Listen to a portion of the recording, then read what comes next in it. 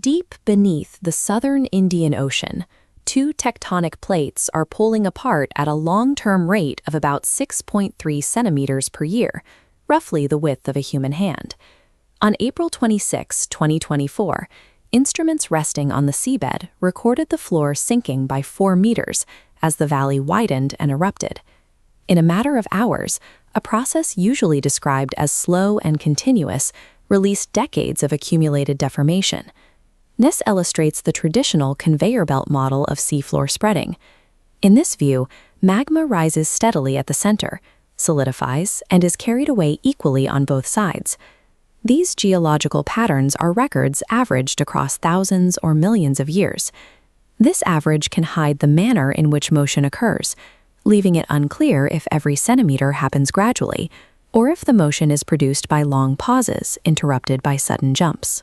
Tracking this movement requires measurements that satellites cannot provide, as GPS signals do not pass through kilometers of seawater.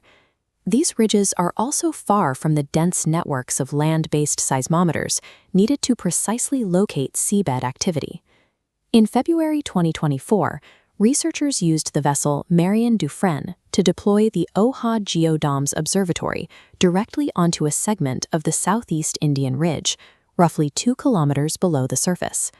The system included hydrophones for seismic and volcanic sounds, acoustic transponders for measuring horizontal distance across the plate boundary, and pressure recorders to detect vertical movement of the ocean floor. This combination of sensors allowed researchers to capture a complete rifting event as it unfolded, recording the specific sequence of how the ocean floor was pulled apart and rebuilt. To determine the time represented by this event, we divide the total extension of 2.4 meters by the average spreading rate of 0.063 meters per year. The result is approximately 38 years.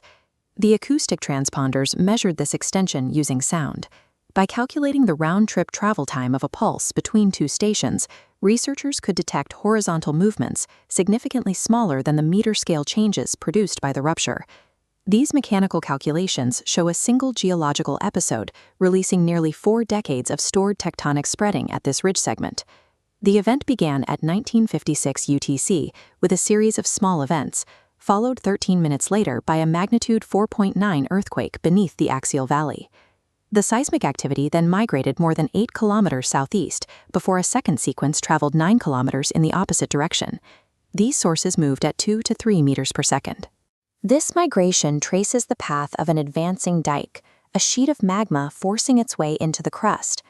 As pressure opens the dyke, its tip fractures the rock ahead of it, with each new rupture producing a signature of seismic energy. Mapping this migrating seismicity provided a real-time record of the magma advancing through the ridge segment.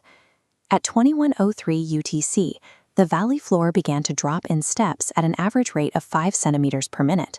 Within 4 minutes, the seabed had sunk approximately 1.2 meters. This subsidence occurred as magma drained from a deeper horizontal reservoir into the rising dyke. As the reservoir emptied, the structural support beneath the valley weakened and the overlying crust settled downward. Normal faults along the valley walls allowed large crustal blocks to move downward and outward, while the injection of magma simultaneously pushed the two sides of the dyke apart. The ridge functions as a tightly coupled mechanical engine. Magma intrusion creates space. The heavy crust collapses into it, and the pressure of that collapse helps squeeze even more magma up toward the surface. Multiple data points confirmed that magma reached the surface. Hydrophones recorded over 2,150 H-waves, sounds of hot lava interacting with seawater, while sonar mapping revealed approximately 160 million cubic meters of new lava on the seabed. However, the total horizontal widening recorded by the transponders exceeded what the volume of the magma dyke could account for. Researchers estimated that roughly 76% of this fault slip was aseismic.